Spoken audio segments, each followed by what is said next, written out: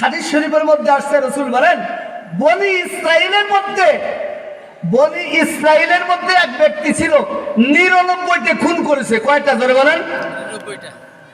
৯৯টা খুন করার পরে তার ভিতরে অনুশোচনা জাগলো, হায় হায় আমার তো ভালো হওয়া দরকার। রাস্তায় বের হয়েছেন, ভালো হইতে হইলে তো আলেমের পরামর্শ ছাড়া ভালো হওয়া যাবে না, ঠিক না? আলেম খুঁজতে বের হয়েছেন, খুঁজতে এক আলেমের সাথে সাক্ষাৎ হয়ে গেল। রাসূল বলেন ঘটনাক্রমে সেই আলেম ছিল অযোগ্য, যোগ্যতা সম্পূর্ণ আলেম ছিলেন না। বলেন তো সব আলেম সমান? ওই ব্যক্তি জিজ্ঞেস করে, হুজুর আমি তো ৯৯টা খুন করে অপরাধী হয়ে গেছি, জাহান্নাম কামাই করে ফেলছি, আমার মুক্তির কোনো ব্যবস্থা আসেনি? ওই আলেম সাহেব মাথায় হাত দিয়ে কয়, সর্বনাশ, ৯৯টা খুন করছো, এরপরে আবার মুক্তির আশা করো? রাসূল বলেন যখন এই কথা বলছেন, ওই ব্যক্তি তখন বলে, আমার যেহেতু কোনো মুক্তির ব্যবস্থা নাই, তোর মতো হুজুরও দুনিয়ায় রাখার দরকার নাই, এক কোপ দিয়ে দ্বিখণ্ডিত করে দিছে। নাউজুবিল্লাহ। বলেন তো কয়টা হয়েছে? ১০০ খুন করে ফেলবে। এইবার আল্লাহর বান্দা আবার মনের মধ্যে অনুশোচনা লাগছে, আমার তো ভালো হওয়া দরকার, জাহান্নাম থেকে মুক্তির দরকার, আমার তো জান্নাত দরকার। এইবার রাস্তায় বের হয়েছে, দৌড়াইতেছে, আলেম খুঁজতেছে, খুঁজতে যাইয়া একজন যোগ্যতা সম্পূর্ণ আলেমের সন্ধান পেয়ে গেছে। হুজুর বলতেছে, হুজুর এই ব্যাপার, আমার কোন নাজাতের ব্যবস্থা আছে নাকি? হুজুর বলতেছেন যে আরে বাবা, নো টেনশন, কোনো চিন্তা করো না। আল্লাহ নিজেই কোরআনের মধ্যে ডাকে বলতেছেন, কুল ইয়া ইবাদিয়াল্লাযীনা আসরাফু আলা আনফুসিহিম লা তাকনাতু মির রাহমাতিল্লাহ ইন্নাল্লাহা ইয়াগফিরুয যুনুবা জামিআ ইন্নাহু হুয়াল গফুরুর রহিম। বাজ হর আস হাসতি বাজ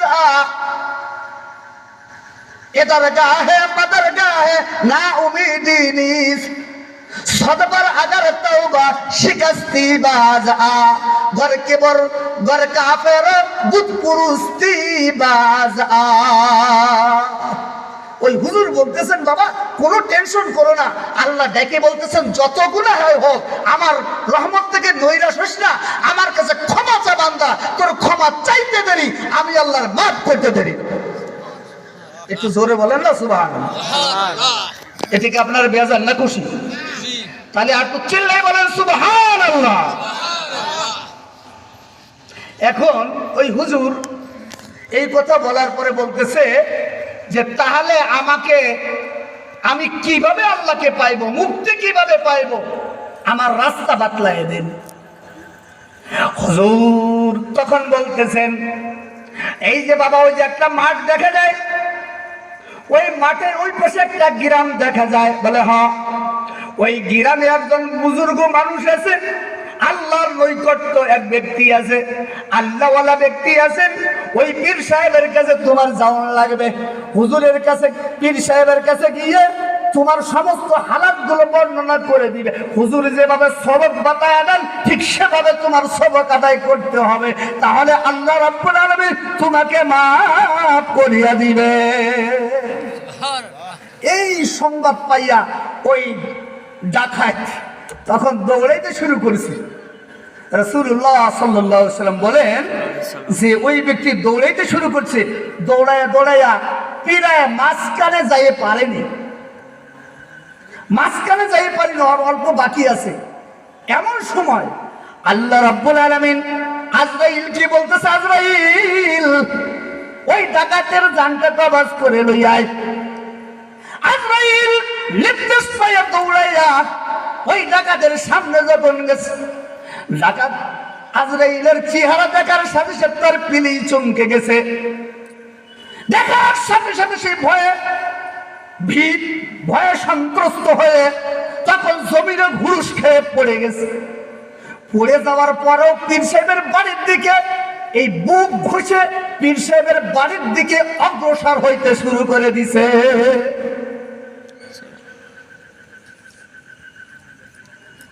এরপরে আজরাইল তার জানটা কবজ করে ফেলছে। জাহান্নামের ফেরেশতা আসছে তার রূহটা নেওয়ার জন্য, জান্নাতের ফেরেশতা আসছে রূহ নেওয়ার জন্য। জান্নাতের ফেরেশতা কয় আমরা রূহ পাবো, তার কারণ সে তো তওবা করার জন্য আল্লাহওয়ালার বাড়ির দিকে রওনা দিছিল।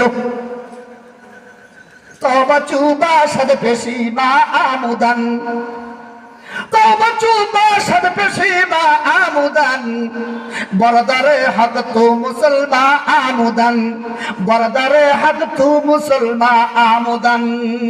সে তো তওবা করে ফেলছে, মনে মনে অনুশোচনা জাগছে, নিজে লজ্জিত হইছে, নইলে তো হুজুরের কাছে যাইতেন না। কথা ঠিক না? ঠিক। তওবা তো তওবা আন-নাদামা তো আত-তাওবা তো আন-নাদামা, অনুতপ্ত হওয়া, লজ্জিত হওয়া, এটার নামে কি? জোরে বলেন, তওবা। ফেরেশতা, জান্নাতের ফেরেশতা বলতেছে রূহ আমরা পাবো, রূহটা আমাদের কাছে দিয়ে দেন। জাহান্নামের ফেরেশতা কয় না, তোমরা পাবা না, রূহটা আমরা পাবো। কারণ এখনো পর্যন্ত সে আল্লাহওয়ালার কাছে গিয়ে হাতে হাত দিয়া এখনো পর্যন্ত মুরিদ হয় নাই, এখনো পর্যন্ত তওবা করে নাই। তওবা করতে দেরি আছে, আমরা পাবো। এখন বলেন তো, দুই দল ফেরেশতার মধ্যে ঝগড়া লাগছে কি লাগে নাই? আরে চলে বলেন, লাগছে কি লাগে নাই? এখন তো মারামারি শুরু হয়ে গেছে, কারা পাবে? রব্বুল আলামিন ফয়সালা দেন, কে দেন? রাসূল বলেন আমার আল্লাহ ফয়সালা দিয়ে দিলেন। বললেন ফেরেশতারা তোমরা মারামারি করো না, দ্বন্দ্ব করো না। ওই ব্যক্তি যেখান থেকে রওনা দিছিল, এই পাশের রাস্তা যদি খাটো হয় তাহলে জাহান্নামের ফেরেশতা রূহ নিয়ে যাবা। কারণ হলো সে আল্লাহওয়ালার বাড়ির দিকে কম অগ্রসর হয়েছে। আর যদি পীর সাহেবের বাড়ির দিকে রাস্তা যদি কি হয়, খাটো হয়ে যায়, খাটো হয়ে যায়, তাহলে সে জান্নাতের ফেরেশতারা তাহার রূহটা নিয়ে যাবে। কারণ হলো সে তওবার দিকে বেশি অগ্রসর হয়েছে। ঠিক না?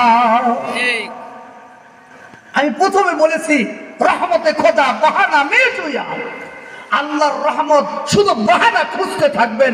এই মাহফিলে যারা আসবে আল্লাহকে পাওয়ার জন্য, হতে পারে কিয়ামতের ময়দানে আপনার আমার জন্য এই মাহফিলের নাজাতের জরিয়া হতে পারে কি পারে না? বলেন। এত অর্থ করি আল্লাহর বান্দারা দিয়ে একটা জান্নাতের বাগান এর ব্যবস্থা করেছে। আমরা অনেকে যদি এই মাহফিলকে অবজ্ঞা করি, এই মাহফিলকে এড়িয়ে চলি, এই জান্নাতের বাগিচাকে যদি আমরা কেউ মূল্যায়ন না করি, হতে পারে কিয়ামতের ময়দানে এটাই জাহান্নামে যাওয়ার জন্য আপনার জন্য আমার জন্য যথেষ্ট। আল্লাহ পাক বুঝার তৌফিক দান করে, বলেন আমিন। এই সমস্ত মজলিস আসার দরকার আছে না নাই? যাই হোক।